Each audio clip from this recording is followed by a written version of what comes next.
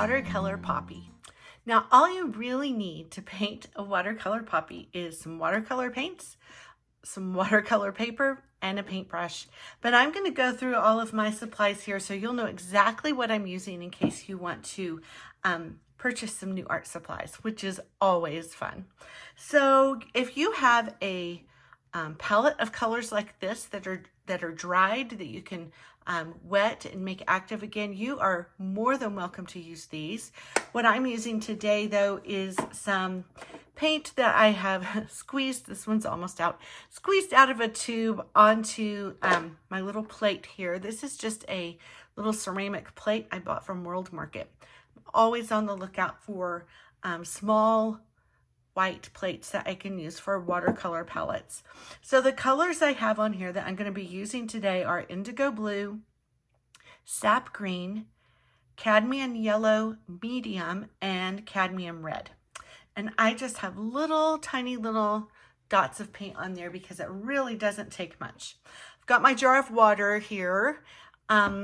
And my secret weapon, which is just a simple paper towel, but you will see how I use this in a second. This is my secret weapon. Now, as for paper, I really love the Arches brand of watercolor paper. It is 140-pound cold pressed, and this is my favorite paper. Feel free to use whatever watercolor paper you want to use. Just make sure it says watercolor. Make sure it is 140 pound and it is cold pressed, and it will work perfectly.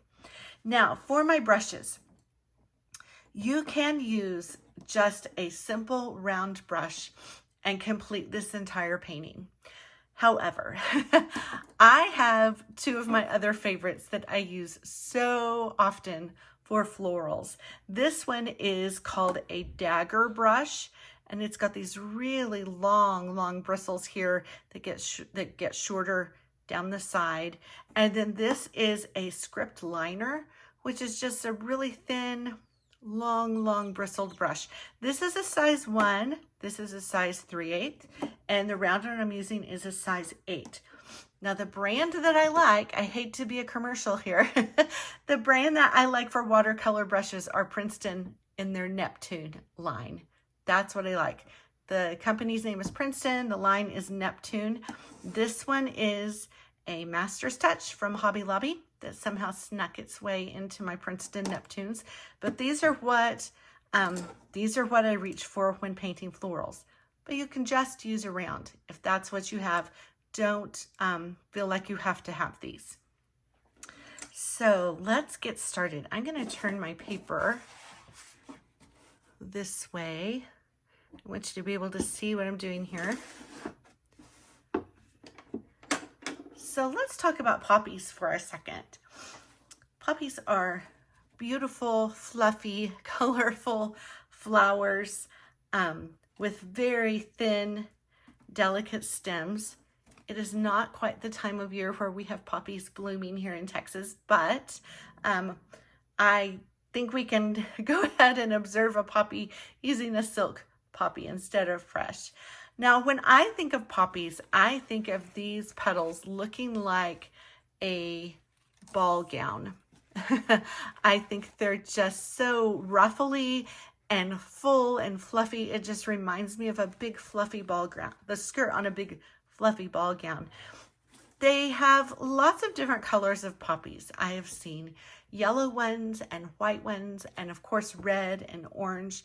The centers are sometimes yellow, and sometimes they look like they're black.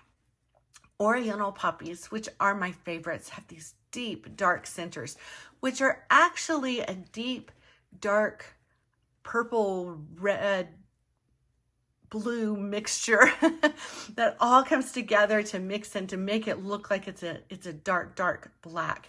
What I'm going to be using today for my center though is indigo blue, because I can get a really great dark center with that.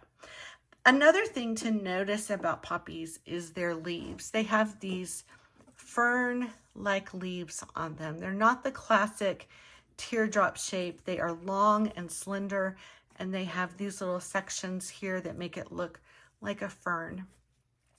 So I'm going to set this aside and show you how I'm going to paint a watercolor poppy.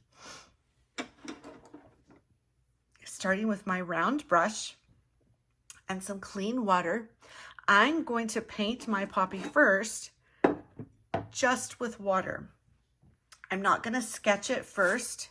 I am just going to jump in and start painting. Keeping in mind the shape of that flower, I'm going to put down just some plain clear water.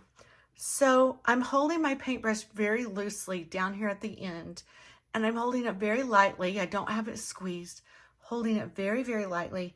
And I'm going to let my paintbrush kind of lead the way. I'm going to guide it, but I'm going to let it just loosely make a shape, a contour shape of a poppy flower. Now I know this is hard to see on video, so I'm going to hold it up and tilt it here in just a second so you can see the shape that I made. After I make my shape though, I'm filling it in with clear, clean water. So I'm just creating a very loose, wobbly shape of a poppy. So I'm going to kind of tilt it around, not so much that my water drips, but I want you to be able to see the shape of that poppy. Okay, now I'm going to switch my water around with my paint here. And I'm going to add water to this cadmium red and just kind of swish it around until it is like the consistency of heavy cream. If you like to put cream in your tea or your coffee, you know what I'm talking about, the consistency of heavy cream. And now I'm just going to lightly touch and drag it around my poppy, and you can see the paint is going where the water leads it. And I'm just moving it softly around, ever so lightly, letting it move around. Now that is beautiful. However, this is the back side of the poppy, and I don't want it quite that vibrant. So I'm going to lift out some paint with my paper towel. I'm wadding it up. And now I'm just going to go over and lift out some of that paint. Now what this is going to do is it's going to make it lighter, and it's going to give it some beautiful texture in those petals. So just going to go around just like that.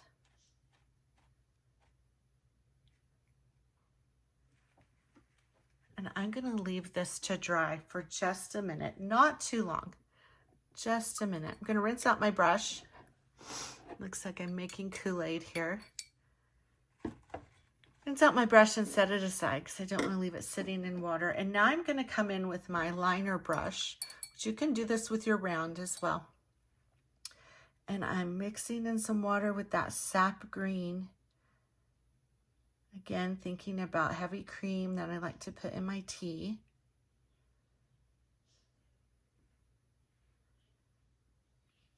I'm going to drag that brush through and kind of twist it as I drag it through so it can reclaim its shape. And now, holding it lightly again, I'm going to start here at the flower and touch it and then pull it down. Now my paint is starting to run out as I get down here. So I'm just going to come back up, add some more paint, drag it on down. Now, if you like a really stylized look of a poppy with the big fluffy flower and then the thin, delicate stem, you can leave it just as is and have a more stylized look to it. I'm going to go in though, and I'm going to thicken it up by going down again. Thickening it up just a little. They don't have a real thick woody stems. They are pretty thin. Come here and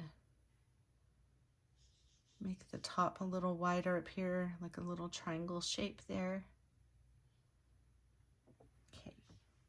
Now I'm going to leave this alone for a second. I'm going to rinse out my brush, set it aside. I'm going to come back up here now to this poppy. Now that I have kind of the shape here that I like and the back row of petals, I'm going to come up here and make that front row of petals. Again, holding it very lightly. I've got paint on it this time, not just water, but holding it very lightly. I'm going to come across here and let it kind of dance and twist across that way. Then I can kind of pull it down.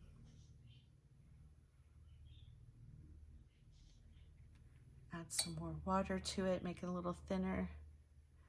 It got kind of thick sitting there on my plate.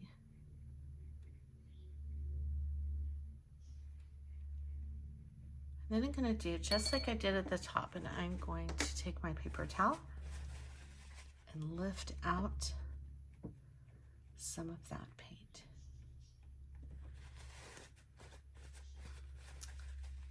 Give it some really interesting textures.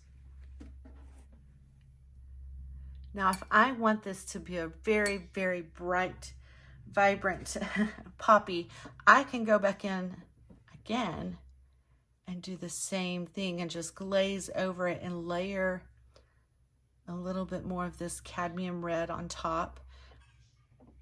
Depends on if you want just a soft pastel looking poppy, or if you want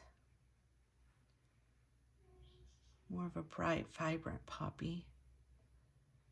I'm kind of reshaping it a little bit just to make it a little bit more interesting. Come here and lift out some more paint.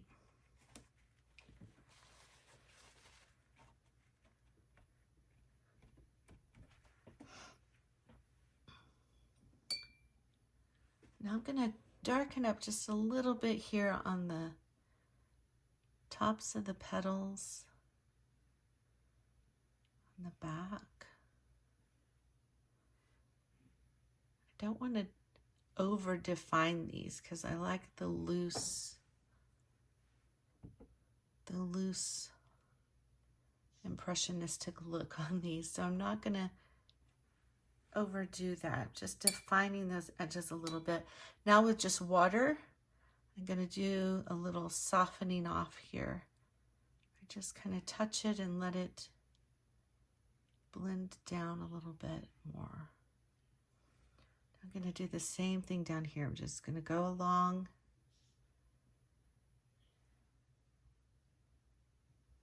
Define those petals a little bit. I've just got water on here now, so I'm going to soften them off. I lost a little bit of my texture, so I'm going to come here with my paper towel again and lift out some more.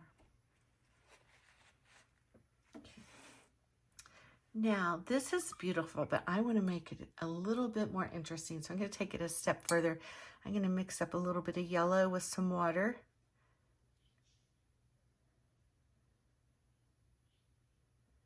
And I'm just going to drop it in here and there. Don't overdo this part. Just dropping it in to really warm up those petals. Now with water, come back and spread that around a little bit. Soften up those edges. Now with my paper towel, I'm going to lift out some of that don't want to lose your texture, so always use your paper towel after you do something like that. It just warms it up a little bit, makes it a little bit more interesting. Now, you can go ahead and add another poppy right here if you want to. I think what I'm going to do is I'm going to come up here and I'm going to start down here with my stem and come up here and make a little pod, a little poppy that maybe hasn't bloomed yet. So I'm going to start here, make the stem come down like that. I'm going to continue it down here. I'm going to let it lean over.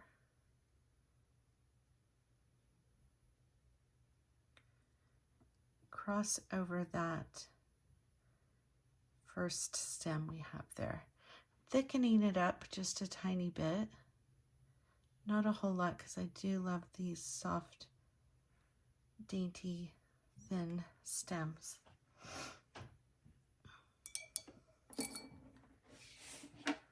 Now coming up here, using my round brush here, I'm just going to put a little leaf right there. Come over here, I put a little leaf right here. Gonna let that dry and come back and put the little bloom in there. Running short on my sap green, so I'm just gonna put another little dot out there.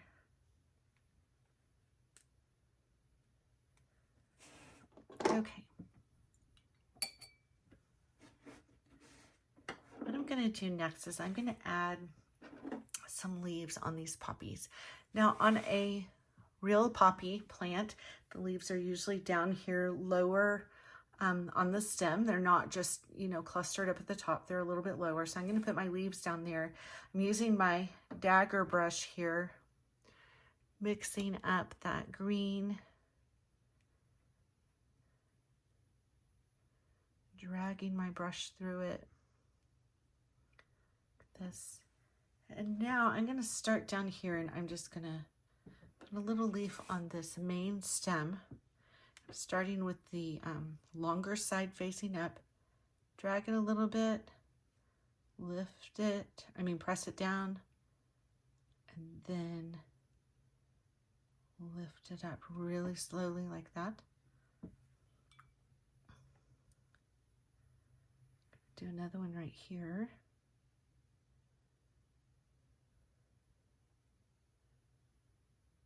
Lift it up.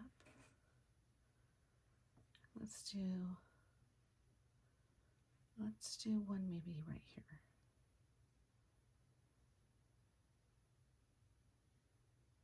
Lift it up. That is my favorite way to make leaves. Now we talked about how these were shaped more like a fern, and these are not fern shaped. So I'm gonna go in with some more green and just drag out a few little wispy lines there. Now I'm not doing the full fern leaf on these. I'm just suggesting that they're a little bit different than just a plain old teardrop shaped leaf. I want to make them a little bit more interesting and more like a real poppy.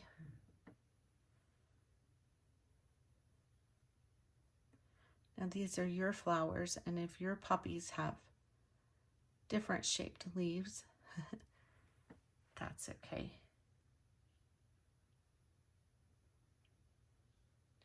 Okay, now while this is still wet, I'm gonna grab some yellow and tap a little bit of yellow in there and brighten up those leaves.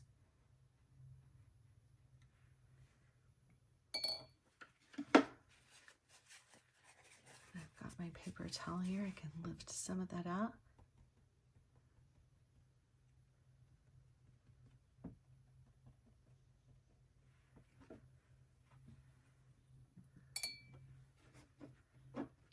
back in with a little bit more green here and there.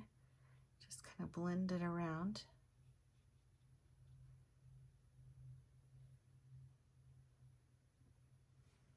Okay, and now I'm going to come in with this indigo blue, this dark, dark blue. And at the base of the leaf, I'm just going to put a little dot and let it kind of spread and do its thing there.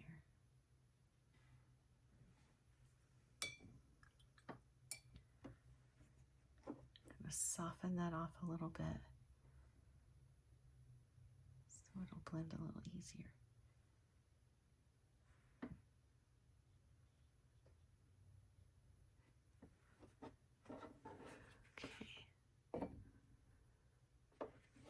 Now this is mostly dry, so I'm coming back up with my red paint and my round brush, and I'm gonna just put in a little bit of red right there.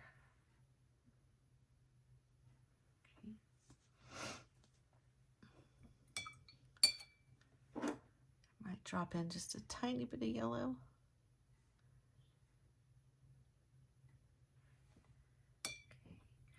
Now let's come back to the center on this poppy. This is where we can really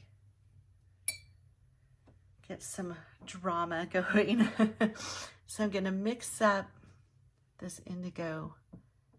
I'm making a pretty thick mixture here, maybe not quite cream, because I want it to be really, really dark. I don't want the water to lighten it too much.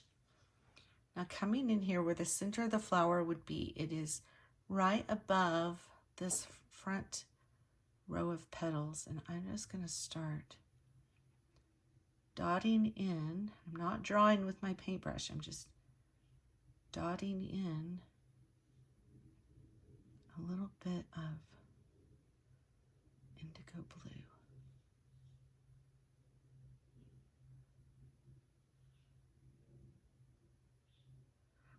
I'm putting some little speckles right above that. Just the tiniest little touch. Remember to hold your paintbrush loosely. Okay, now at this point, what I like to do, and this is completely optional if this does not appeal to you, I like to add some splatters here. Now the colors really can be whatever you see on here that you like, that you want to splatter on there. I'm going to use this indigo blue, and I'm using my long script liner brush because the length of the bristles on this brush make it really loose and bendy, and it makes it really fun to splatter. So I'm wanting this to be pretty watery. My paint here is pretty watery. And now I'm just going to hold my finger out and tap and add a few little splatters.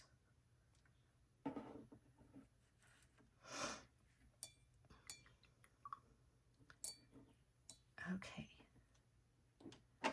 now that that is finished,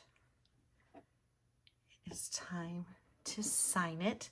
Let me go grab my pen.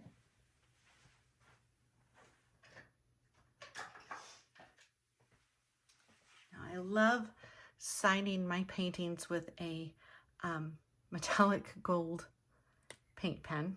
That's just my favorite thing to do. I'm going to sign it right here.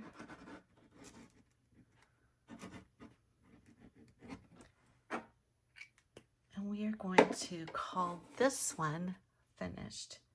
Now, if you want to take this a step further, let me tell you how I can do that. I have a full poppy class on my website where we explore poppies not just in watercolor, but also in charcoal drawings, and acrylic painting. So if you're ready to go a step further, go to melissahaneyart.com www.thunderstorm-chasing.com and get signed up for the online poppy class. Until next time, friends.